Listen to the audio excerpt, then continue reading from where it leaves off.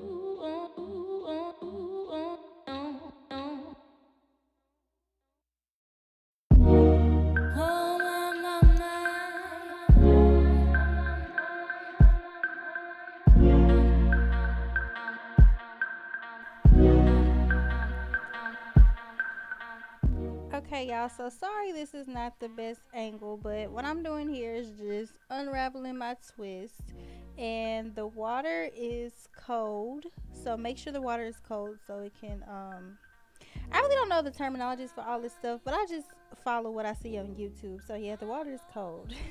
And yeah, so I'm just making sure I'm rinsing all of the deep conditioner out so I don't have that mayonnaise smell in my hair. I didn't wash the deep conditioner out because I feel like that would be defeating the purpose. So I've just rinsed it out really, really good until I didn't see no more mayonnaise coming out, until I didn't smell freaking mayonnaise anymore. So I'm just rinsing it out really, really good. And I'm going to come back after I finish rinsing my hair out so I can show y'all what I used for my twist out, because it was bomb.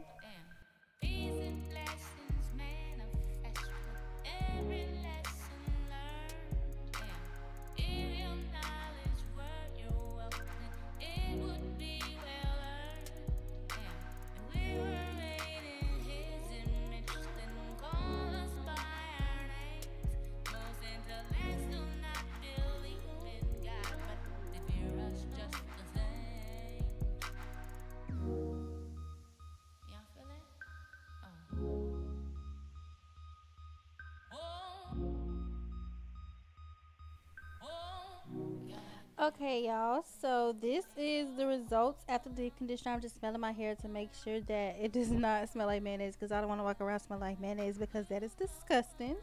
So yeah, I'm just showing y'all the results.